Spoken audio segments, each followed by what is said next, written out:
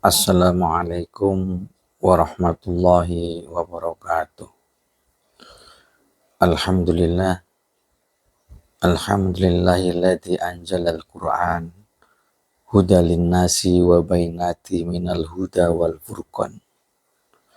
Asyhadu an la ilaha illallah wahdahu la syarikalah wa asyhadu anna Muhammadan abduhu wa rasuluh la nabiyya ba'dah. Bismillahirrahmanirrahim. Ya ayyuhalladzina amanu ittaqullaha haqqa tuqatih wa la tamutunna illa wa antum muslimun. Ya ayyuhan nas u'budu rabbakumul ladzi khalaqakum wal ladzina min qablikum la'allakum tattaqun. Ma'asyiral muslimin rahimakumullah. Salam perkenalan dari hamba Allah yang Al-Fakir. Saya ingin menyampaikan dan menguraikan tentang pemahaman alam jagat raya ini yang dipedomani oleh Al-Quran. Allah sudah memanggil seluruh manusia, ya ayuhan nas, tergolong dari orang kafir dan semua orang mukmin, seluruh Allah ciptakan yang namanya manusia. Begitu banyak aliran agama, bahkan di Islam sendiri masih belum betul-betul kafah dalam memahami agamanya. Saya ingin menguraikan tentang penciptaan alam dari awal hingga akhir. Allah menceritakan di dalam Al-Quran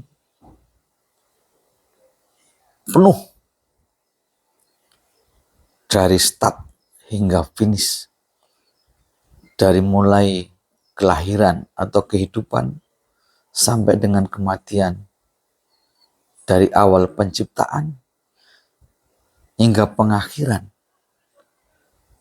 Kita dari mana diciptakan dan mau kemana setelah diciptakan, apa yang dibuat, apa yang menjadi inspirasi, menjadi hikmah dari Allah. Sebelum kita diciptakan, kita ini apa? Dan setelah kita diciptakan, kita jadi apa? Setelah kita jadi apa? Kita mau ngapain? Dan tujuan Allah apa? Setelah selesai di dunia, kita kemana? Dan selesai setelah finish semua alam jagat raya ini hancur, kita di mana dan kemana? Serta ngapain? Allah sudah sangat jelaskan di dalam Al-Quran.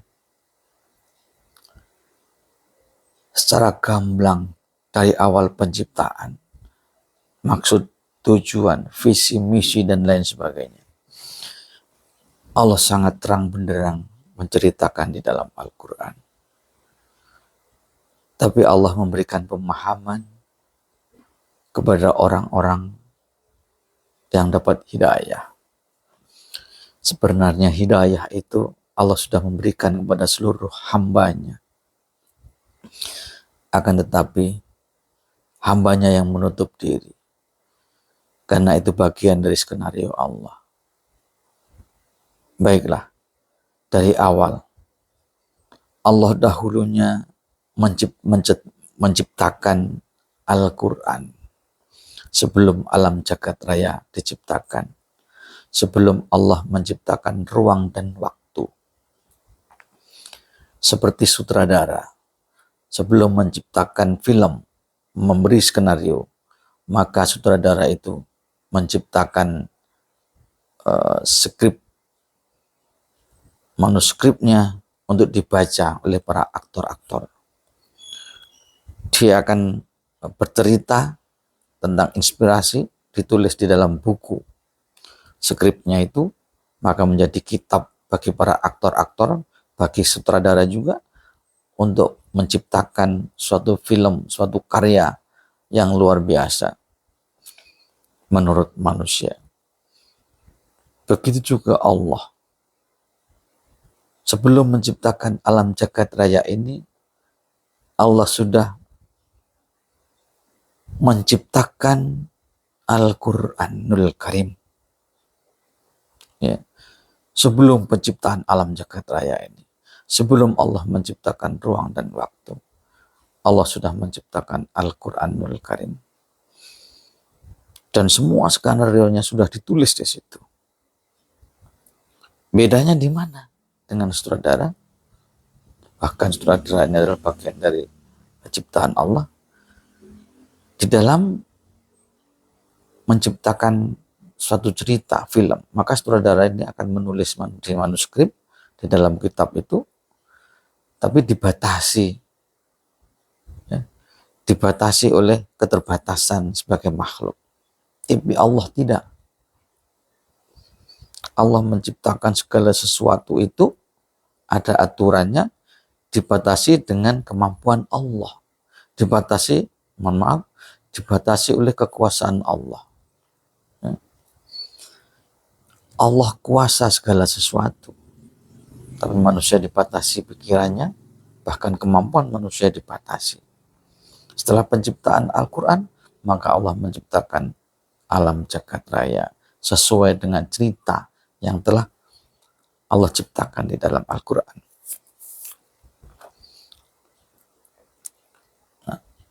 Setelah penciptaan Al-Quran, maka dimulai dengan penciptaan alam jagat raya yang dimulai dari satu titik. Namanya dengan teori teknologi sekarang Big Bang. Satu titik kita tentu beda dengan titiknya Allah. Sehingga dengan satu titik tadilah diciptakan oleh Allah dengan ledakan besar. Dedar. Setelah diciptakan alam jagat raya dalam 6 masa, masanya Allah dengan masa kita tentunya beda, hanya tahapannya dalam 6 masa. Di masa pertama, penciptaan elemen-elemen, entitasnya sendiri-sendiri, ya, dengan begitu mengembang, yang sifatnya parsial, yang maksudnya parsial itu tercipta dengan parsial, dari satu ledakan besar, dedar, maka terciptalah galaksi-galaksi, planet-planet, bintang-bintang, matahari-matahari, dan lain sebagainya. Sehingga dalam 6 masa tadi yang sudah perhitungan sempurna oleh Allah dari penciptaannya, maka mulailah kehidupan itu yang dinamakan bumi. Maka di situ tersusun namanya, telah ditemukan dengan namanya galaksi Bima Sakti. Dari planet-planet bumi, Mars, Merkurius, sampai dengan Pluto, matahari, bulan, ya. Salah satu dari galaksi yang telah diciptakan oleh Allah. Tapi sebetulnya jutaan galaksi di alam jagat raya ini sesuai dengan kehendaknya. Setelah itu Allah menciptakan namanya makhluk, yaitu jin dan malaikat, sebagai kepanjangan tangannya, sebagai sesuai dengan urutan, supaya manusia ini memahami tentang penciptaan dan tentang pencipta. Apakah Allah mampu sendiri? Mampu. Allah mampu sendiri. Tapi manusia jauh tidak akan mampu memahami tentang penciptaan, sehingga Allah menciptakan makhluk yang namanya malaikat dan jin. Ya. Di mana di situ adalah pada ruang gaib. Ya. Maka di ruang gaib manusia ini tidak akan mampu memahami. Akan tetapi diberikan gambaran. Kamu aku ciptakan dengan batasan-batasan. Sehingga inilah batasannya. Semua aku tulis di Al-Quran sesuai dengan kemampuanmu. Akan tetapi Allah memberikan kebebasan untuk berpikir. Kebebasan untuk kemampuan. Sampai mana kemampuanmu. Tapi cukup kamu pahami bahwa kamu sudah saya batasi. Ya, di dalam kemampuan, bukan di dalam kemauan. Sehingga mulailah kehidupan itu dimulai. Maka segala sesuatu kehidupan itu dimulai dari air. Dan Allah di mana? Allah hanya memberikan gambaran bahwa Allah itu ada di aras. Di mana aras itu? Yang ditopang oleh kursinya Allah itu hanya istilah. Bukan kursi beneran. Tapi kursi Allah itu istilah. Allah bebas berada di mana-mana. Tapi entitas Allah itu, zatnya Allah itu sungguh maha luas, maha besar. Dan kemahaan ini tidak bisa kita bandingkan dengan apa yang menjadi ciptaannya. Allah tidak akan menciptakan yang lebih besar dari zat Allah. Allah menciptakan ciptaannya ini tidak lebih kuasa dari Allah. Maka mulailah kehidupan itu. Maka Allah bercerita awal mula kehidupan dari surga dan neraka. Ya. Allah sudah menciptakan surga dan neraka itu dengan penciptaan besar tadi.